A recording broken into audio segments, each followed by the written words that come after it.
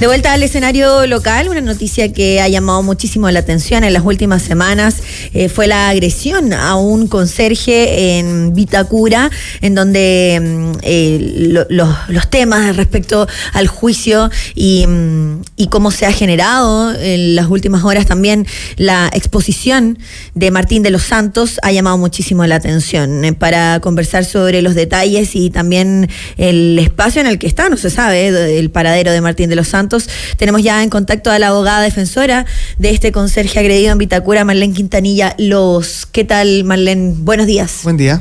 Hola, buenos días. ¿Cómo están por allá? Bien, gracias. Marlene, a ver, hay varias cosas que analizar, pero entre ellas, obviamente, lo primero es saber cuál es su postura, cuál ha sido su reacción y también qué es lo que pueden tomar en consideración como pasos a seguir, sabiendo el paradero incierto en este instante de Martín de los Santos, y que aparentemente ya se sabe es fuera de Chile. Me parece que también a nivel como precedente no genera una buena imagen respecto de la sensación, al menos de la percepción de justicia, ¿no? Emol por lo menos dijo que está en Brasil. Bueno, primero que todo, gracias por darle la cobertura a este caso tan mediático y tan importante también para don Guillermo.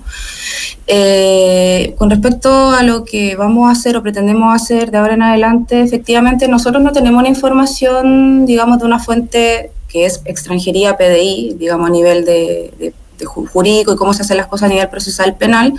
Nosotros no tenemos la información que han dado en redes sociales o en las noticias. Ya el día de ayer yo presenté un escrito ante el Cuarto Juzgado de Garantía solicitando con carácter de urgente que se oficiara efectivamente a Policía de Investigaciones y al Departamento de Extranjería para que en definitiva nos señalara cuáles habían sido las entradas y salidas de Martín.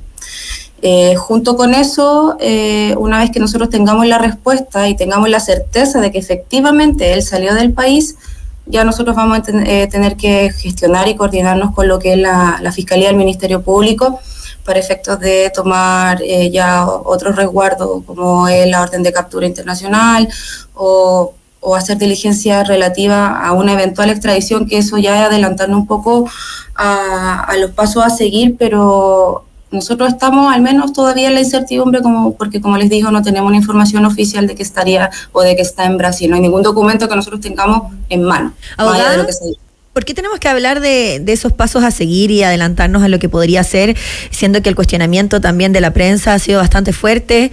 Hay columnas hoy que aparecen en medios respecto a por qué no se le entregó arraigo nacional desde el primer minuto, que no tenía antecedentes previos, se entiende que es la razón, pero no deja de llamar la atención este caso. Sí, a propósito de lo mismo que tú señalas, yo lamentablemente no estuve en el control de detención y yo también quedé igual de impactada que como toda la gente no se haya pedido arraigo nacional. Y yo voy a ser súper franca con esto. Las medidas cautelares, cuando se formaliza a los imputados por X delito, no sé, hurto, etcétera, la medida generalmente la que se decreta, solicitada previamente por el fiscal o la fiscal, es precisamente arraigo nacional, es una de las medidas cautelares que son más comunes, que son solicitadas por el Ministerio Público. Y la verdad es que cuando yo escucho el audio del control de la detención y me doy cuenta de que nunca se solicitó por parte del Ministerio Público el arraigo nacional, yo ahí le dije a la familia, bueno, esto es un precedente que probablemente y eventualmente nos va a jugar en contra, porque no estamos ante cualquier persona, o sea, tampoco quiero decir que Martín de los Santos es un gran personaje a nivel país, pero sí tenía los medios, y sí es una persona que si se ve inmersa dentro de un conflicto penal en donde eventualmente en esa época del control de detención no sabía o que podía, por ejemplo, quedar en prisión preventiva, creemos que ese error, porque yo lo catalogo a nivel de opinión personal, fue un error del Ministerio Público no haber solicitado esa cautelar que lamentablemente hoy en día nos tiene en esta situación de un poco de desamparo también, porque si él se fue o no del país, no va a ser tampoco tan fácil poder traerlo de vuelta. Sí, estamos conversando con Marlene Quintanilla, abogada defensora del conserje agredido en Vitacura, de exactamente lo que ha ocurrido también con Guillermo Oyarzún. Ahora, usted menciona, abogada, que no estuvo en la formalización, en la audiencia de control de detención, quiero decir, de Martín de los Santos. ¿Eso quiere decir que no había representación del agredido, de la víctima en este caso, en ese momento, más allá de lo que la Fiscalía estaba impulsando? Lo que pasa es que cuando ocurren estos hechos, como es detenido Martín en un delito flagrante, quien defiende los intereses tanto del Estado como de la víctima en todos los controles de detención son los fiscales. O sea, el fiscal no es el abogado de la víctima, eso hay que dejarlo en claro, pero sí representa sus derechos. Entonces, en ese momento, claramente no había ningún apoyo a la familia de don Guillermo en el sentido, por ejemplo, de haber interpuesto una querella el día 1. Eso se hizo de manera posterior cuando yo logro comunicarme con ellos, pero claro, de momento, en el día del control de la detención, don Guillermo solamente estaba en definitiva con el Ministerio Público. No había un abogado representante. Abogada, escuchaba ayer a don Guillermo y a su señora en un contacto en un matinal que hacían desde la casa de ellos. Se ve mucho mejor también Guillermo en su estado de salud, pero entendemos que las secuelas no son solo físicas, sino que también psicológicas. Y en medio de eso, la esposa de don Guillermo decía que no se ha acercado de la familia, que bueno, el mismo Martín de los Santos no se ha acercado, pero tampoco ha habido algún guiño, hasta ese minuto no había habido algún guiño respecto a ni siquiera un aporte económico, sino que por lo menos pedir disculpas, aunque no fuera el mismo Martín, sino que por parte de la familia. Ahora entendemos que hubo un ofrecimiento de una parcela y que no fue aceptado por parte de la familia Oyarzún. ¿Qué se entiende al respecto? Sí, bueno, primero efectivamente Martín jamás se acercó a la familia y esto con respecto a esta parcela que ofrece Martín fue a propósito de un en vivo, creo que hizo con otra persona de Instagram. Un live mencionaba la señora Guillermo, sí. Exactamente, un live. Yo vi ese live y efectivamente dentro de todas las cosas que decía Martín, entre eso hizo, bueno, yo le pido disculpas y hasta le ofrezco una parcela en Pichilemu, así como de una forma bastante peculiar y exacto. Pero ese fue el ofrecimiento. De hecho, la misma persona como que lo estaba entrevistando le dijo, bueno, pero esto es como, se ve como si estuvieras comprando a la familia. Y él responde a eso, no, es que esto me sale de corazón.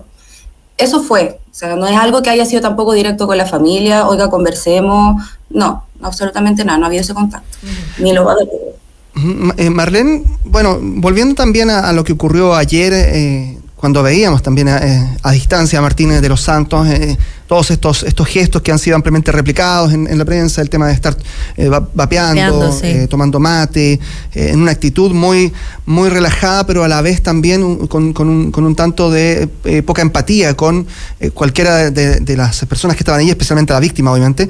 Relajado en un inicio, bastante eufórico después. Eufórico después, claro. Viendo temas legales que a él no le competen. Sí, sí, absolutamente. Había bueno, fue bien singular, bien particular esa audiencia. Pero le vuelvo a preguntar a Marlene por el antecedente que queda, lo que deja finalmente una situación como esta para otras víctimas eventuales de agresión en casos en que se registrase esto también, porque eventualmente, claro, se menciona que el cambio en la posición del tribunal viene dado por los nuevos antecedentes que hay, ¿no? La epicrisis médica, el video de seguridad que llegan después, pero quiere decir entonces que tenemos que estar expuestos, cualquier persona que pueda ser víctima, a que cualquier otro agresor tampoco quede con arraigo en casos similares cuando no existan los antecedentes a la mano todavía en primer momento. Bueno, con respecto a eso, insisto, en el control de detención solo se tuvo a la vista el data de atención de urgencia, pero eso no era menor porque de hecho el data de atención de urgencia, que fue el ingreso de don Guillermo, señalaba que tenía fracturas. Entonces, claramente la sensación con la que nosotros quedamos ahora, más encima la situación que tiene Martín como imputado, primero, se comete el error de no haberle solicitado el arraigo nacional. Yo desconozco los motivos, no es que quiera tampoco dejar mal parado al Ministerio Público en lo absoluto, pero yo sí considero que tengo que dar esta opinión y ser franca. O sea, el arraigo nacional es lo mínimo que se esperaba, más allá de la firma, etcétera. El arraigo nacional es lo más importante, a juicio mío. Entonces, luego se autoriza más encima a Martín a comparecer por Zoom. Acá es sumamente complicado y difícil que un tribunal te deje comparecer por Zoom. Hay que cumplir ciertos requisitos, ¿ya? Y ahí también se comete, digamos, bueno, una decisión también de un tribunal que de hecho la magistrada no compartió y lo señaló. Y eso es lo que lamentablemente... Exactamente, yo estaba en la audiencia de hecho y eso también produjo de que Martín obviamente no estuviese en su domicilio. Nosotros ya teníamos sospechas de que Si se conectaba por Zoom, claramente no estaba donde decía estar, no estaba en su domicilio, que había fijado tampoco en el tribunal. Entonces la sensación con la que quedamos nosotros, claro, tenemos ganado lo que es el tema de la prisión preventiva, pero ¿de qué nos sirve si en definitiva él probablemente ya no esté acá? Entonces es una sensación también de injusticia, y que lamentablemente espero que con esto y con este precedente las medidas que se adopten en tribunales como de los juzgados de garantía sean acordes. Yo creo que de verdad cuando estamos frente a una persona que se demuestra para el resto como una persona de un estatus social alto, con dinero, porque él no es que no tenga dinero, él lo tiene, por algo tiene propiedades, lo mínimo ofrece que se espera una parcela también, por lo mismo. Exactamente, entonces... Pero debería ser para cualquiera. Debiese ser para cualquiera, o sea, yo te lo digo, yo he estado en ambas veredas, tanto en la defensa, en la parte querellante, y créeme que el arraigo nacional hasta se decreta por delitos mucho menores, de menor intensidad. Entonces, abogada, respecto a esa sensación que usted menciona de injusticia, pero también de malestar, frente a lo que observamos ayer en la locución de Martín de los Santos, nos deja llamar la atención que él hablaba mucho, que pidió cosas que no habíamos visto, por lo menos en los últimos años, en algún caso similar o cercano en la prensa nacional. No se había sabido de algo así. Y que nadie lo interrumpiera, porque, bueno, existen muchos cuestionamientos desde afuera, pero la jueza lo único que hizo por mucho rato en el que él estuvo hablando y solicitando que generara otra resolución, que él mismo se estaba defendiendo, que no tenía una defensa, después entendemos por qué también su abogado renuncia, la jueza no se involucra, le dice constantemente Martín, no le piden ni siquiera cerrar el micrófono, pero tampoco otras personas que estaban ahí, usted tampoco, abogada, intervino en ese momento. Claro, bueno, para ser claro, yo como parte querellante, yo no tengo la facultad de hablarle al imputado, primero que todo, yo no lo represento a él. ¿Pero le puede solicitar a la jueza? Claro, o sea, tratamos de que ¿quién debiese haber? Si tú me preguntas a mí, si yo hubiese estado en el otro lado, quien debería haber interrumpido fue el defensor. ¿Por qué? Porque si yo me pongo a pensar como un defensor, uno como defensor lo primero que resguarda es el derecho a guardar silencio, porque claro, toda cuestión puede ser utilizada en contra de una persona. Hablemoslo en el lado de la defensa.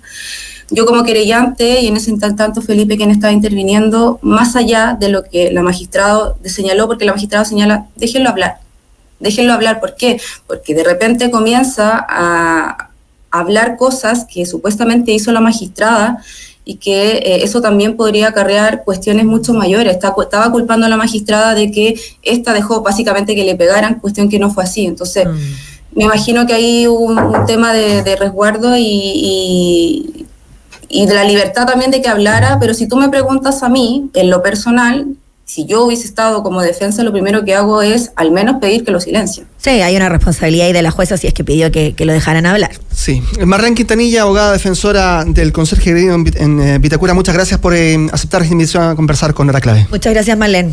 Gracias a ustedes, que estén muy bien. Un saludo a la familia también de Guillermo, por supuesto. Por supuesto, el apoyo también. Sí. 8:57 ya nos vamos, pero ya viene Daniel Fajardo. Viene con un programa recargado porque va a estar conversando con Susana Jiménez, la presidenta de la CPC, así que no se pierdan esta hora de Clave Morse. Y nos reencontramos mañana a las 8 en punto. Que estén muy bien. Chao, chao.